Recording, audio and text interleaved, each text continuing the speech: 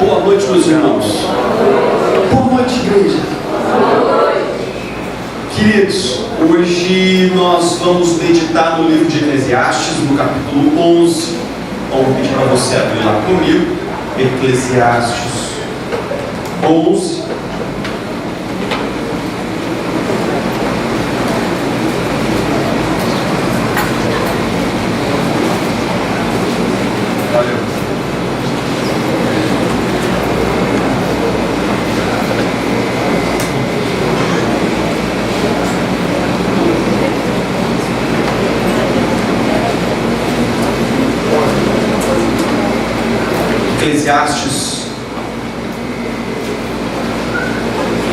Eclesiastes capítulo 11, versículo 1.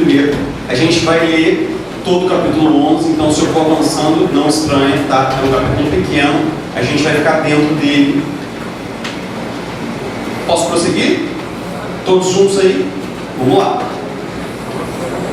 Atire o seu pão sobre as águas, e depois de muitos dias você tornará a encontrá-lo. Reparta o que você tem com 7, até mesmo com 8, pois você não sabe que desgraça poderá cair sobre a terra. Quando as nuvens estão cheias de água, derramam chuva sobre a terra. Quer uma árvore caia para o sul, quer para o norte, onde cair ficará. Quem fica observando o vento não plantará, e quem fica olhando para as nuvens não colherá. Assim como você não conhece o caminho do vento, nem como o corpo é formado no ventre de uma mulher, também não pode compreender as obras de Deus, o Criador de todas as coisas. Então, plante de manhã a sua semente, e mesmo ao entardecer, não deixe as suas mãos ficarem à toa, pois você não sabe o que acontecerá, se esta ou aquela produzirá, ou se as duas serão igualmente boas. A luz é agradável, é bom ver o sol. Por mais que o homem viva, deve desfrutar sua vida toda. Lembre-se, porém, dos dias de trevas, pois serão muitos. Tudo que está para vir não faz sentido. Alegre-se, jovem, na sua mocidade. Seja feliz o seu coração nos dias da sua juventude. Siga por onde seu coração andar, até onde sua vista alcançar. Mas saiba que por todas essas coisas Deus trará o julgamento. Afaste do coração a ansiedade e acabe com o sofrimento do seu corpo, pois a juventude e o vigor são passageiros. Amém? Vamos orar juntos.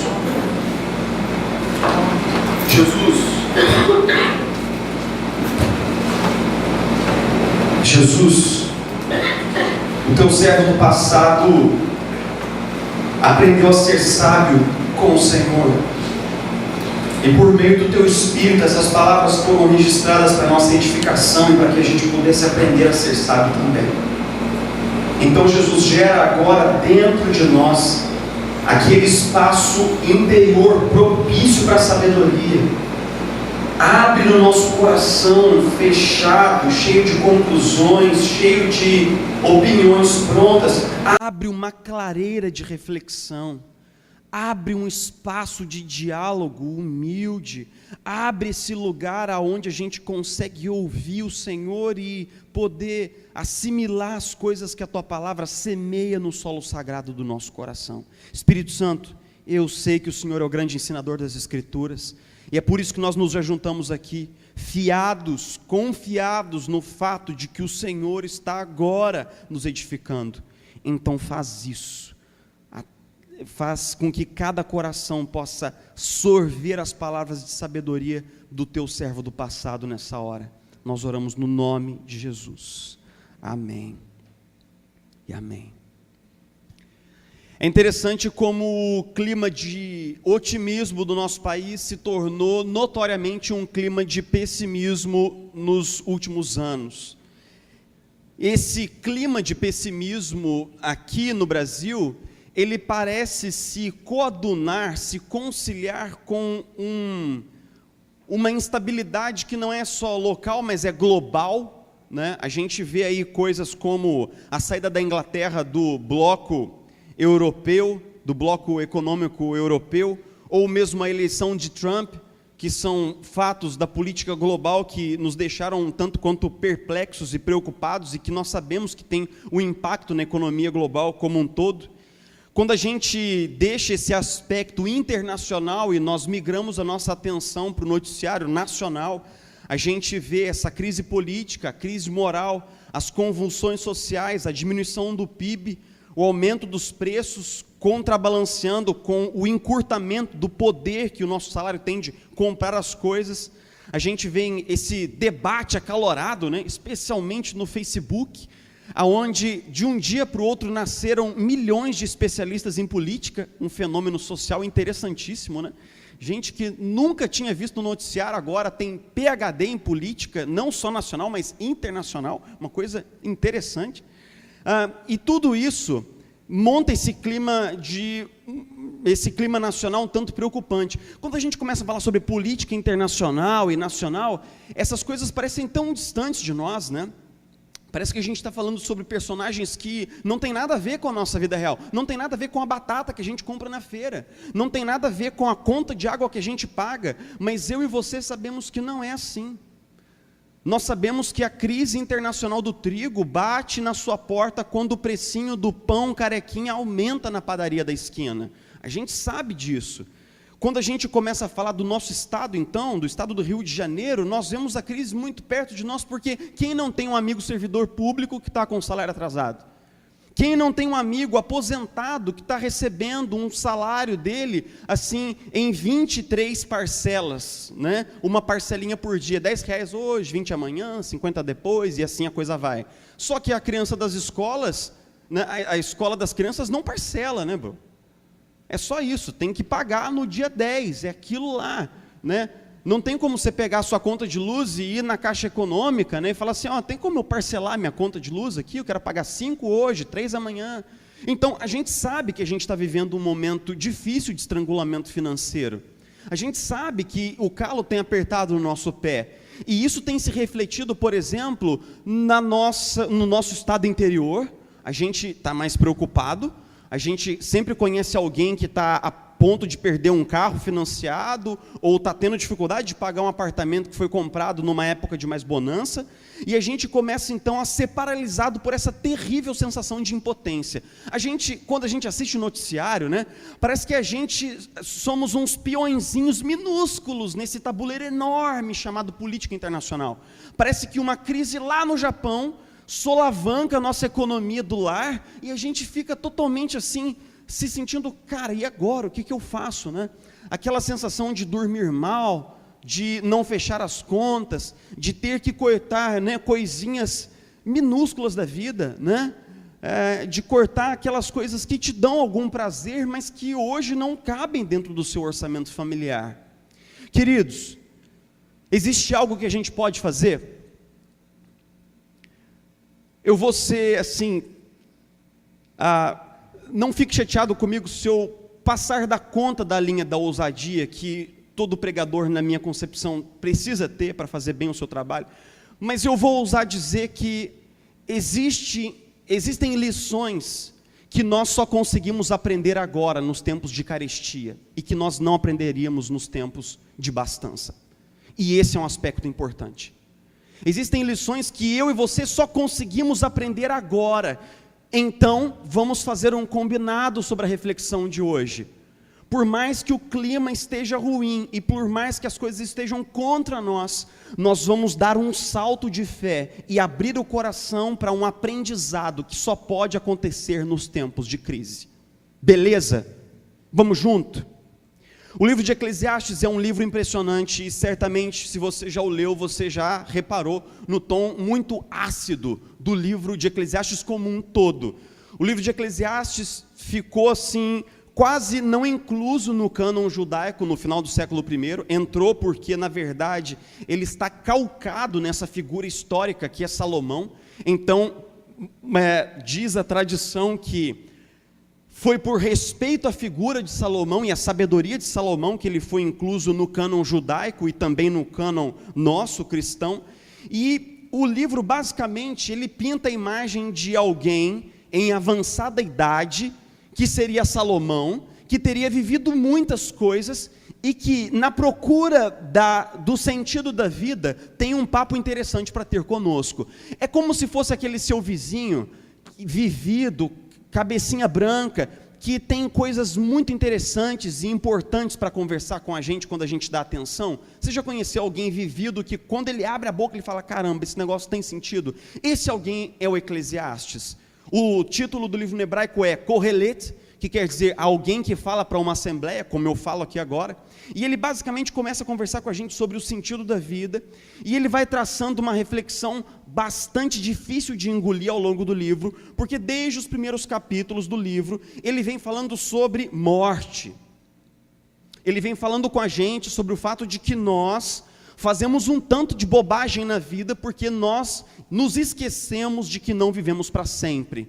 Então nós trabalhamos demais, nós não aproveitamos a vida, nós buscamos prazer demais, nós buscamos sentido em lugares onde o sentido não está, porque nós perdemos o senso da nossa própria finitude. E ele vem construindo isso de uma maneira muito agressiva. Eu conversei ontem com as pessoas que estavam aqui no Barreto Saúde sobre o Eclesiastes, e eu disse que o Eclesiastes é como se você estivesse assim, no ringue, e ele só dá soco frontal, ele realmente só vai no âmago das questões, e ele nos atinge em cheio. Toda vez que Eclesiastes começa a falar sobre o sentido da vida, ele nos atinge em cheio. E é basicamente no capítulo 11 que nós começamos a chegar no final do livro, e no ponto mais importante do livro. E o capítulo 11, ele tem uma divisão dentro dele. É sobre essa divisão, é montado nessa divisão que eu vou trabalhar hoje, e com essa divisão. Na primeira metade do capítulo, o Eclesiastes, ele fala sobre sabedoria para tempos de incerteza. Ele começa a pintar um cenário de incerteza, de muitas dúvidas, e começa a dar dicas. 3 dicas de sabedoria para tempos de incerteza. Na segunda metade do capítulo, ele fala sobre coisas que são certas na vida. E como isso se relaciona com a primeira parte. Então vamos lá. Qual é o primeiro insight de sabedoria do Eclesiastes? Versículo 1, ele diz assim: atire o seu pão sobre as águas, e depois de muitos dias você virá a encontrá-lo. Esse versículo é de muito difícil interpretação, mas a maioria dos comentaristas mais renomados vão dizer que ele estava conversando basicamente com um agricultor local, um cara que tinha uma fazenda e que plantava milho, tirava leite, sei lá fazia o que nessa fazendinha, e ele está falando assim: olha, coloca o teu pão sobre as águas, e depois de muitos dias ele voltará para você. Ele está falando basicamente sobre a política de comércio exterior que havia na Judéia daquele tempo, por causa do porto ali na costa da Palestina. Ele estava dizendo assim: pegue um pouquinho do que você produz e coloque isso em outro mercado, coloque isso sobre as águas, coloque num outro mercado. Qual é o âmago desse conselho para os tempos de incerteza, por tempos de crise? Não coloque todas as suas fichas num lugar só. Diversifique, inove, crie, seja empreendedor, seja sagaz, coloque a sua inteligência para trabalhar. Veja bem, para o agricultor local, era muito mais seguro colocar os seus produtos para vender na feirinha local ali do vilarejo, porque ele conhecia as pessoas que compravam. Se alguém comprava fiado, ele podia ir lá na casa da pessoa. Se ele se arriscasse no comércio exterior, ele tinha que assumir um risco, e ele tinha que aprender coisas que ele não sabia, como, por exemplo, o câmbio das moedas da antiguidade. Ou seja, o Eclesiastes está desafiando esse cara, em tempos de incerteza, a inovar, a aprender, a avançar, criar, empreender. Ele está falando assim: cara, se você colocar todas as suas fichas num lugar só, e o mercado local quebrar, você quebra junto. Então pense bem. Não tenha medo, não fique paralisado pelo medo. Basicamente, o Eclesiastes sabe que em um clima de incerteza, muitos de nós ficamos paralisados pelo medo, e a nossa criatividade vai embora. A gente chega no trabalho preocupado, e a gente fica tão preocupado que a gente não consegue pensar sobre novas maneiras de melhorar os processos do nosso trabalho, ou sobre uma maneira diferente de agregar valor no nosso trabalho. Mas o sábio está lembrando, em tempos de crise, é preciso, talvez, arriscar, ousar, criar, inovar. E esses todos são verbos que estão na moda também, né? Parece que Eclesiastes escreveu na exame da semana passada. Ou seja, não se deixe paralisar pelo medo no seu trabalho. Concentre-se nas oportunidades que estão diante de você e não nas ameaças. Concentre-se nos seus pontos fortes e não nos seus pontos fracos. Faça o que você faz de melhor e faça com excelência. Mostre primeiro para si e para os outros que você pode agregar valor em tempos de crise. Você pode sair da zona de conforto. Você pode fazer aquilo que as outras pessoas julgam impossível. Você pode criar. Você consegue arriscar. Você dá conta. Seja diferente. É engraçado que parece um conselho muito carreirístico, mas o segundo conselho, ele é igualmente interessante, que é o seguinte: reparte o seu pão com 7 e com 8, porque você não sabe o que acontecerá. O que ele está dizendo? Ele está dizendo que em tempos de incerteza, muitas vezes, esse clima de medo e de insegurança faz com que a gente liga aquele modo assim, cada um por si, Deus por todos. Porque basicamente, o fracasso do cara que está ao meu lado na empresa, que bom para mim, porque se ele for demitido, que bom para mim. Se ele mandar mal no trabalho dele, que bom para mim, porque pelo menos uma cabeça foi cortada e eu tenho sobrevida. E então a gente começa a ter um clima de uma política de trabalho baseado numa mentalidade de escassez e de competição e não de colaboração. Eu não sei como é que está o clima no seu trabalho, mas muita gente tem me dito no gabinete que eles têm ido para o trabalho e o clima lá está muito ruim. Porque basicamente um foi cortado ontem e quem será o de hoje? E basicamente aquela pessoa que era seu amigo se torna o competidor com você. Então, tipo assim, né, de repente, alguém está puxando o seu tapete. Aquela pessoa que tomava café com você no break do trabalho, de repente está fazendo coisas surreais para se manter no lugar. A gente deve entrar nesse espírito de gladiação? Não. O que o Eclesiastes está dizendo é o seguinte: seja bondoso, seja misericordioso, não só porque é certo, mas porque é o mais inteligente. Esse é um típico conselho de Eclesiastes. Seja bondoso e misericordioso, ajude as pessoas no trabalho, crie um bom network, lave os pés dos outros, ajude quando você puder, porque quando você ajuda as pessoas, um dia as pessoas te ajudam. É sempre assim? Nós sabemos que na prática não é, mas quanto mais pessoas você ajudar, maior é a probabilidade de alguém te estender a mão em tempos de incerteza. Agora o Eclesiastes está dizendo uma coisa fantástica: faça isso porque é o certo? Não, ele está dizendo faça isso porque isso é inteligente, cara. Faça isso. Ele nem entra na questão moral da coisa, ele entra na questão mesmo da utilidade que há na bondade. Não tem aquele ditado que corre de boca a boca: se o malandro soubesse como é bom ser honesto, ele seria honesto por malandragem.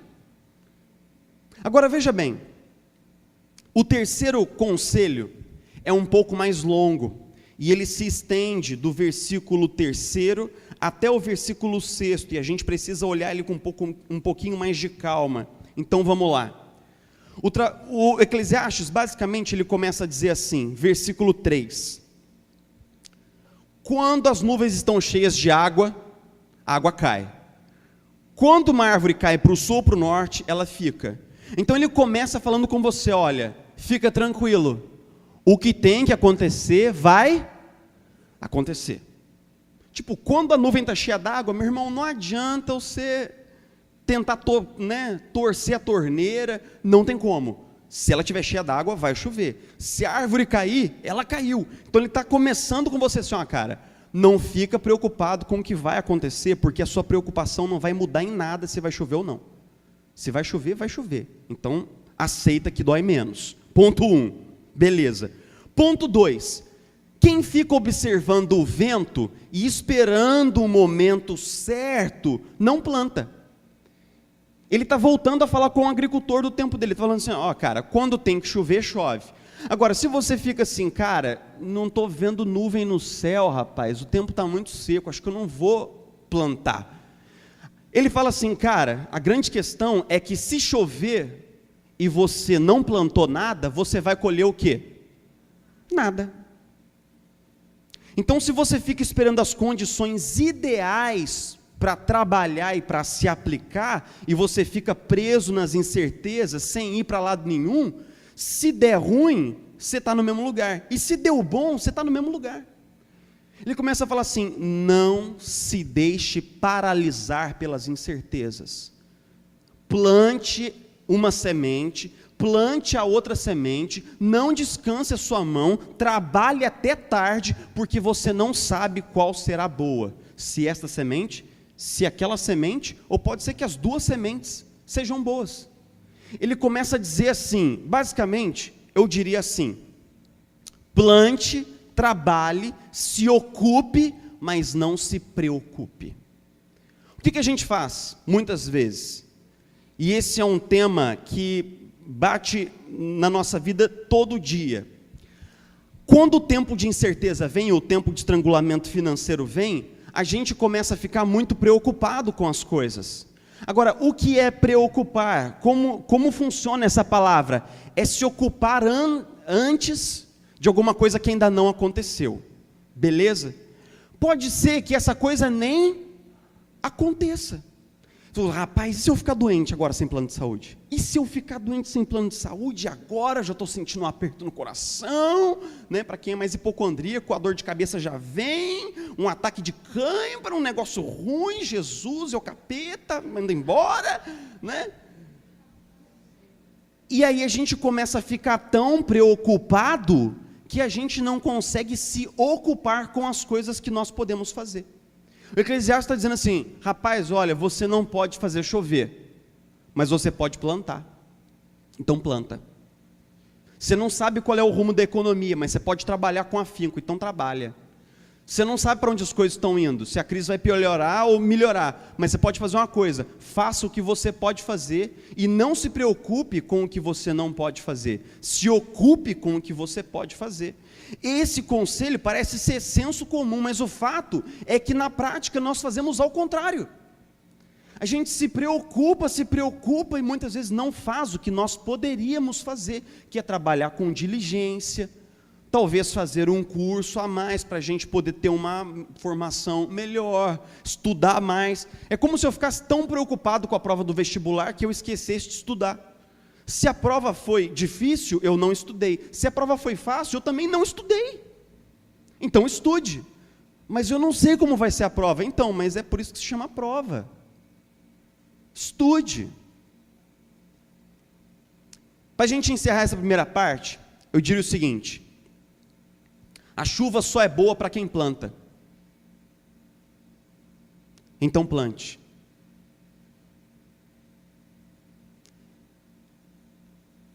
O vento só ajuda quem ergueu as velas. Então erga a sua vela. Faça o seu trabalho. Rapaz, olha, não está ventando nada. Meu irmão, monta a sua vela. Porque se ventar e você não tiver com a vela pronta, de nada vai adiantar. Trabalhe firme. Faça a sua parte. Ele dá esses 3 conselhos: seja empreendedor, seja criativo, ajude os outros para ser ajudado e concentre-se no que você pode fazer e não no que você não pode fazer. Esses 3 conselhos, eles são muito amarrados e eles estão muito equalizados com um tipo de sabedoria que Eclesiastes oferece. Na verdade, a gente poderia dizer assim que essa passagem, ela nos prepara para o capítulo mais importante, que é o capítulo 12, que na verdade é o clímax do livro, porque aí no final do capítulo ele começa a falar assim: esqueci de uma coisa importante para a gente conversar em tempos de incerteza. Em tempos de incerteza, dê o seu melhor, seja criativo, seja empreendedor. Ajude os outros, seja misericordioso, porque isso é ser inteligente. Crie um network de pessoas que se ajudam mutuamente. E outra coisa, trabalhe, se ocupe e não se preocupe. Dê o seu melhor, porque Deus está trabalhando nos bastidores por você. E uma última lição, e aí ele começa a segunda metade do capítulo. Ele começa dizendo assim: a luz é agradável, É bom ver o sol. Por mais que um homem viva, deve desfrutar toda a sua vida. Lembre-se, porém, dos dias de trevas, nos dias nos quais não haverá luz. E ele começa a falar com a gente, preparando a gente para o capítulo 12, ele começa a falar assim, olha, tem muitas coisas na vida que são incertas, são incertezas, mas eu vou te falar agora do que é certo. Sabe o que é certo? É certo que a morte vem. É certo. É certo que vai chegar o dia em que o seu corpo vai estar batido pelo tempo, e você não vai poder viajar, sair, curtir a vida e apreciar as boas coisas da vida. É certo que a morte vem. É certo que o dia de hoje não volta. É certo que nós não teremos as pessoas conosco o tempo todo. Tudo isso são certezas mesmo. O Eclesiastes começa a voltar e fazer com que o seu discurso orbite de novo em torno do tema da morte. Mas por que esse tema é importante aqui? Porque ele está dizendo para você, acima de tudo, não se esqueça de viver nos tempos de incerteza, meu irmão. Sabe por quê? Porque tempos de incerteza, eles vêm e eles vão, mas a morte é certa.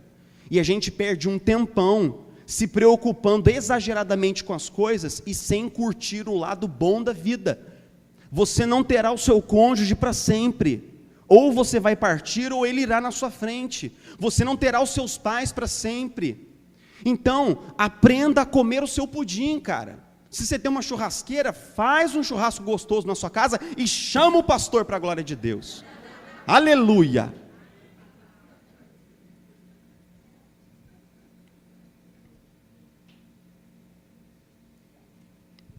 Alain de Botton, no livro Desejo de Status, ele explica que do século XVIII, do final do século XVIII para frente, a economia ocidental, que se tornou baseada em consumo, a economia predominantemente capitalista, ela é movida por um ciclo de avanço e recessão. Então ele pegou o gráfico da economia dos Estados Unidos, pegou um gráfico que vai de 1890 até o ano 2000, e ele mostrou que o gráfico da economia norte-americana é cheio de picos e de vales, tem altos e baixos, altos e baixos. E ele defende a tese de que todas as economias capitalistas do Ocidente são assim, tem altos e baixos, crescimento e recessão, crescimento e recessão, crescimento e recessão. Quem tem mais idade aqui sabe que nós tivemos aqui no Brasil uma recessão profunda na década de 80, finalzinho ali da década de 80, 90. E eu me lembro do tempo em que o pão trocava de preço todo dia, quando eu era criança. A gente levava a moedinha não dava, levava a nota, não dava, levava um carrinho de dinheiro no dia seguinte, não dava. Porque a inflação era galopante, a moeda desvalorizava, cada dia a moeda tinha um nome novo, só que esse tempo passou, veio um tempo de prosperidade, depois um tempo de crise, depois um tempo de prosperidade. O que eu estou querendo dizer aqui? Sempre haverá uma crise, meu irmão. Sempre haverá uma crise. Sempre haverá uma crise, seguida de prosperidade, seguida de crise, seguida de prosperidade. Algumas crises são mais graves do que outras, como o crash da Bolsa de 30, para os Estados Unidos? Sim. Muita gente passou fome? Sim. Mas o fato é, sempre haverá uma crise. Se eu e você esperarmos um tempo de não crise financeira para ficar bem, nós nunca estaremos bem. Nós sempre estaremos oscilando junto com a economia. O que o Eclesiastes está dizendo é, cara, curte a vida, bicho. Você não consegue dar um churrasco maneiro, uma festa para 100 pessoas como você dava há 5 anos atrás? Mas você pode curtir um jantar simples com a sua família e se alegrar nisso também, cara. Você está duro, você não consegue ir para o cinema para assistir um filme, comer a pipoca, beleza, então liga lá no Netflix, que é 20 pila, e curte um filminho ali, agarrado nos seus filhos, curte o lado bom da vida. Não espera a condição ideal para curtir a vida, desfruta a vida, o que está muito alinhado com o espírito de Eclesiastes. Para finalizar, Eclesiastes nos ensina a lidar com as incertezas da vida por meio da sabedoria, por meio dessa reflexão de que a vida é curta, de que a vida deve ser desfrutada, de que nós devemos ter uma atitude proativa, positiva, otimista nos tempos de incerteza. Jesus toma dessa fala de sabedoria de Eclesiastes e ele conversa sobre as incertezas da vida com os discípulos no Sermão do Monte. Se você abre no Sermão do Monte, no finalzinho do capítulo 6, você vai ver que Jesus começa a falar para uma geração tão ansiosa e preocupada quanto a nossa. Por quê?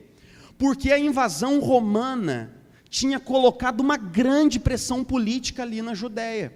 De um lado havia os romanos, que eram violentos, que exploravam as pessoas, que roubavam, estupravam e matavam. De um outro lado, havia grupos religiosos judaicos que lutavam pela independência, pela liberdade. Então, o clima era de violência, de instabilidade política, de instabilidade econômica, ou seja, tudo que nós estamos vivendo aqui. Então Jesus senta com seus discípulos e fala o quê? Assistam o noticiário da noite para entender um pouco mais de economia global? Não. Se bem que isso é muito importante, eu não estou desvalorizando isso daí. Ouça a minha fala como eu quero que ela seja ouvida. É importante a gente saber da economia, é importante a gente saber para onde... Sim, tudo isso é importante, mas é isso que apacenta o nosso coração? Não, não é. O que apacenta o nosso coração é saber que o Pai cuida dos passarinhos dos céus, e você é muito mais importante para Ele do que um passarinho. O que apacenta e acalma o nosso coração é saber que Deus está tricotando a roupinha de cada rosa do campo, de cada flor do campo, Deus está ali costurando para ela com carinho e ternura, e Deus cuida muito mais de você.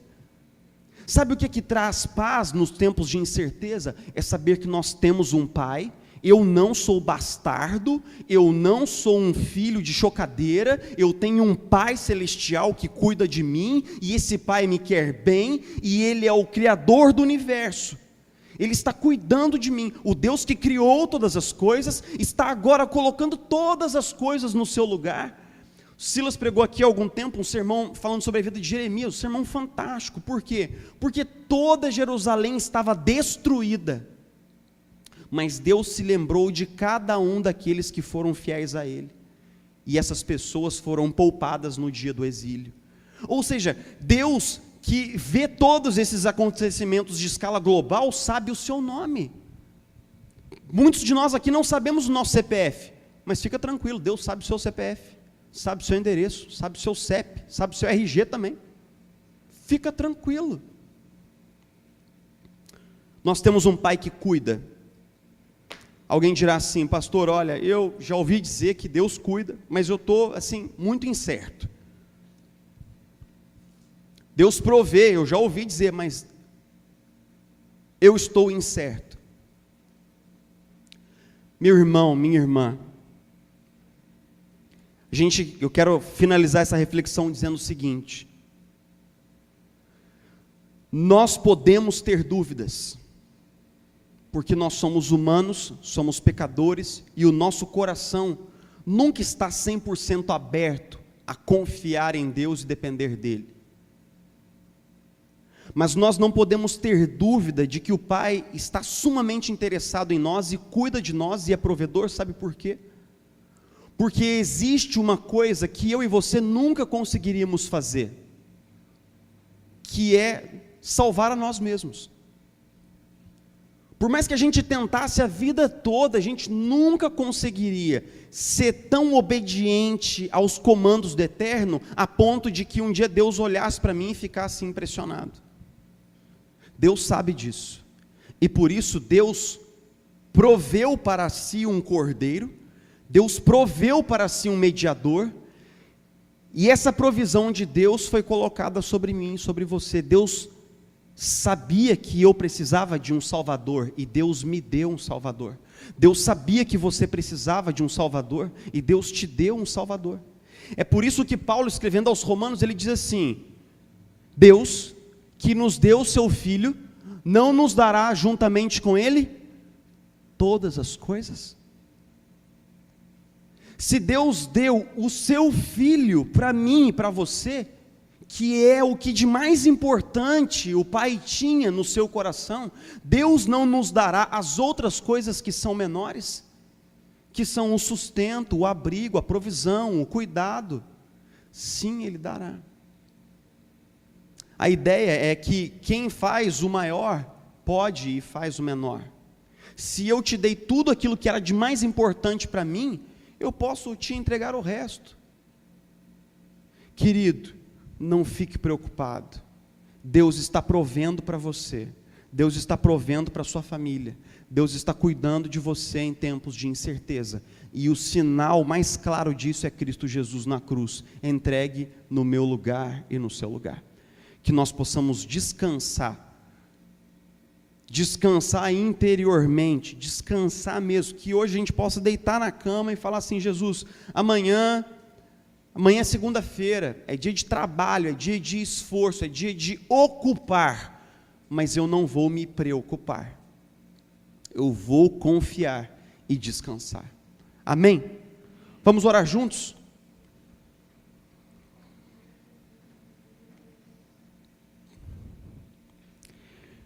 Senhor Jesus, assim como naquela tarde o Senhor conversou com os discípulos e os levou a tirar os olhos de si mesmos e colocar os olhos no Pai, na bondade do Pai, no amor do Pai, no cuidado do Pai, faça com que nessa noite, pela ação do Teu Espírito Santo, por meio da Tua Palavra, iluminando a Tua Santa Palavra, nós tenhamos os nossos olhos tirados de nós e do contexto tão atribulado que nos envolve, para olhar para o Senhor e para a sua fidelidade.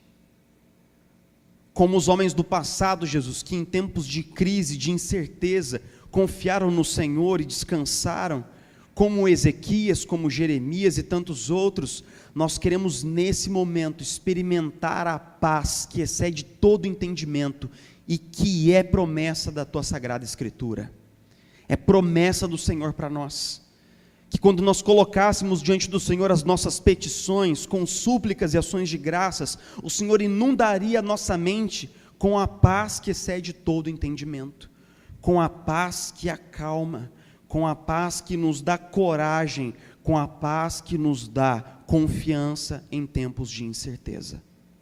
Não uma confiança no mercado, não uma confiança no governo que foi, no governo que virá, mas uma confiança no Senhor dos Senhores, no Rei dos Reis, no Senhor dos Exércitos, aquele que assenta e desassenta os príncipes das nações.